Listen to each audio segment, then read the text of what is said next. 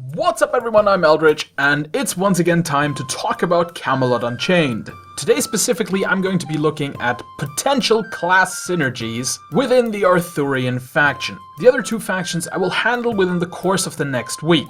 Now before I get into it, I want to make it very clear that the current knowledge we have of the classes is not representative of the final game. The things I'm going to talk about are entirely based on the class reveals that happened last year. I have the exact same info as all of you guys. And if you happen upon this video a couple of months down the road, remember that this was done before Beta 1 launched. I hadn't actually seen any classes in action, and this is just a fun little exercise in speculation.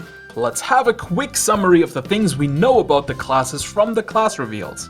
First off, we have the Abbot, and the Abbot has been sold to us as being able to go two ways. Either a route that is a little bit more magic focused, or a route that is more focused on the quarterstaff and thus more melee. Beyond these two routes, of course, the Abbot is also a healing hybrid, so there is going to be a bunch of buffs, like his ability to buff an ally's magic damage, and he will probably also get some healing spells.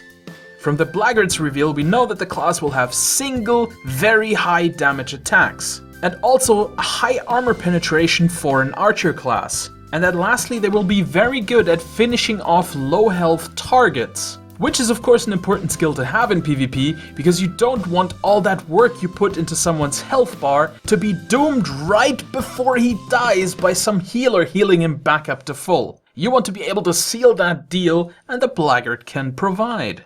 Black Knights, no matter what weapon they choose, will also be able to deal a bunch of extra crushing damage.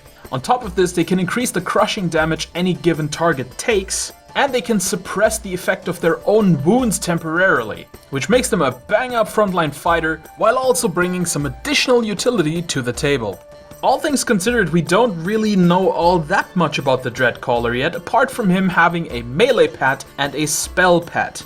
So we can't really be sure if there's going to be any focus on control magic, or the Dreadcaller is just supposed to be a damage dealer focusing on pets. We will have to see, but it does give an option of a spellcaster that can also provide melee damage. The shape-shifting classes are of course the ones we know the absolute most about, and the Enchanted Knight has three very distinct styles.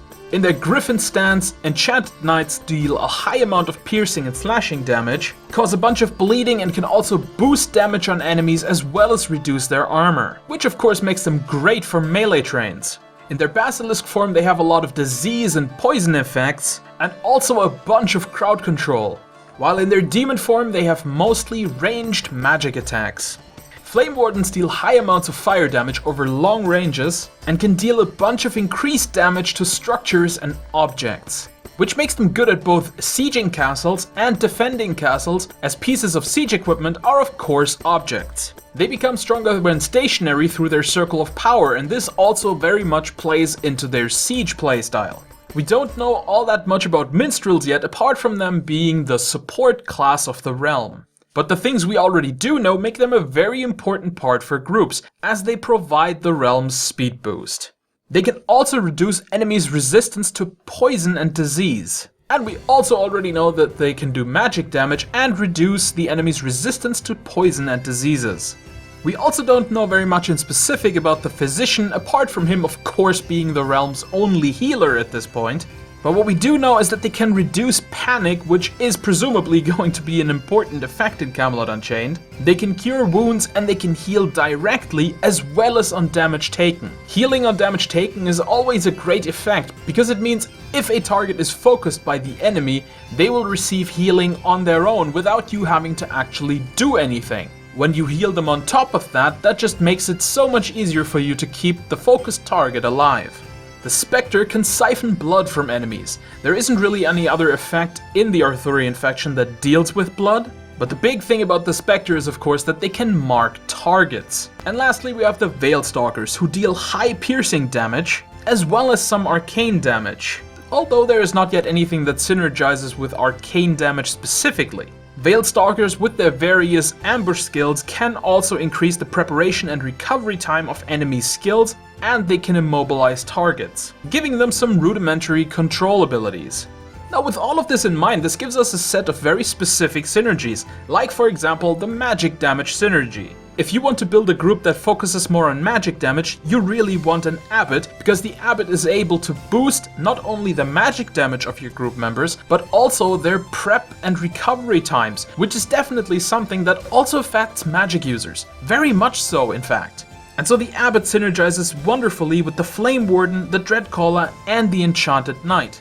Over in the realms of physical damage, we have even more synergy. The abbot can boost the recovery and skill preparation times of the melee characters, and the Enchanted Knights in their Griffin form can rend armor as well as boost damage on specific body parts. So if you want your Arthurian group to focus on physical damage, getting an abbot with a quarterstaff and an Enchanted Knight in Griffin form involved is a really good idea.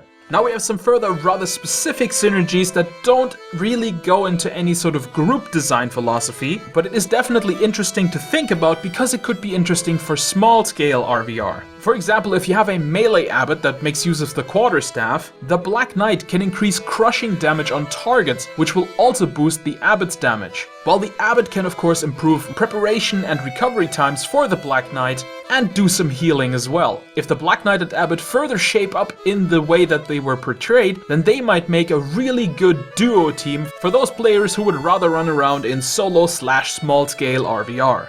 And the same goes for the Minstrel and the Enchanted Knight in Basilisk form. The Enchanted Knight in their Basilisk form relies pretty much entirely on poison and disease, at least so we are told by the blurb. And the Minstrel can increase disease and poison damage, as well as provide both of them with speed boost. And for anyone who has done any small scale RVR in Dark Age of Camelot, speed boost is even more powerful in small scale RVR than it is in group or large scale RVR. In general, so far there are 4 categories that the classes can sort of be sorted into when talking about class synergy. And those categories are support, which includes the abbot, the Enchanted Knight in pretty much all his forms, the Minstrel and the Spectre. The damage category includes the Veil Stalker, the Flame Warden, the Blackguard, the Dreadcaller and the Enchanted Knight. In the heals category, so far we only have the abbot and the physician, who are going to be doing all the healing in your group. And the only tank currently is the Black Knight.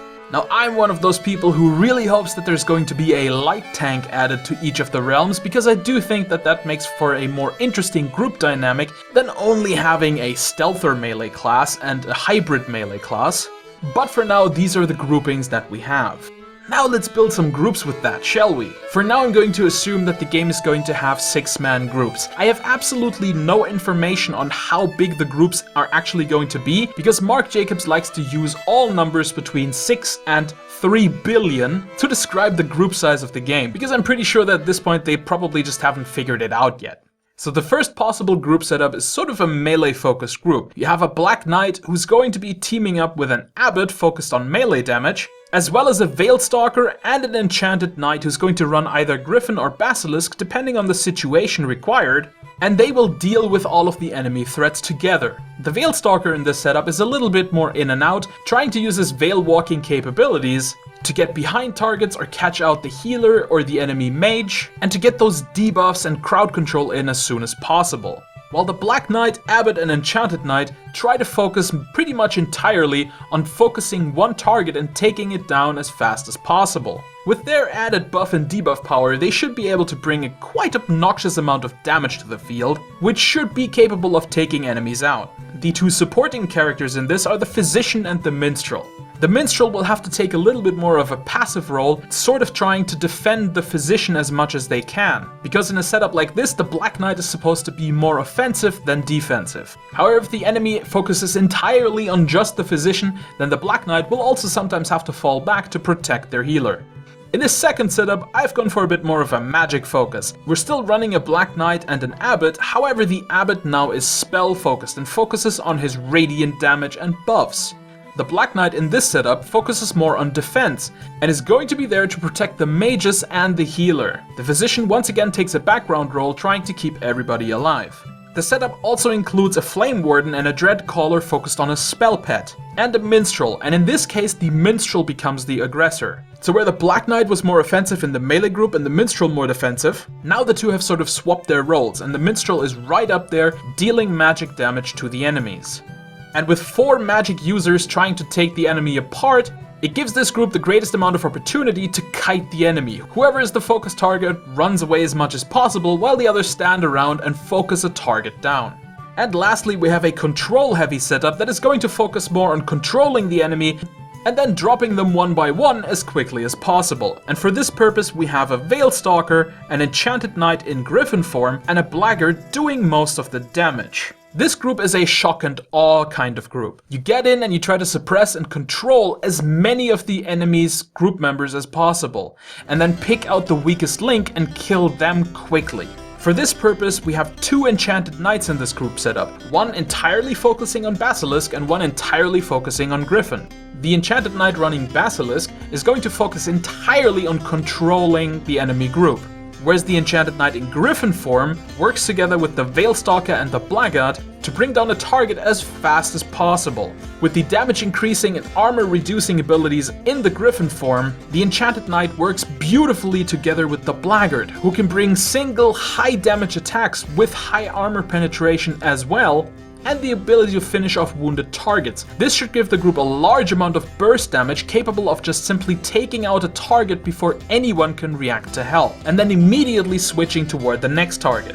This group also runs a Physician and a Minstrel to do most of the support. The Physician once again is the healer, big surprise there, the realm only has one, but the Minstrel once again takes more of a support role. They can also help with the damage, but they're going to have to be very careful not to use any AoEs as to not break any control effects the group is trying to upkeep. Beyond that, the Minstrel will have to try and support his teammates as much as possible with any damage adding capabilities they might have. Alright guys, that's my little speculation of what an Arthurian group in Camelot Unchained might look like, and what their synergies could be based on the effects that we already know of. I will deal with the other 2 realms as soon as I can. I'm just really gonna try and not make promises anymore, because I just simply don't seem to be able to keep them. But until then, I've been the CloakingDonkey, and I'll see you in another video.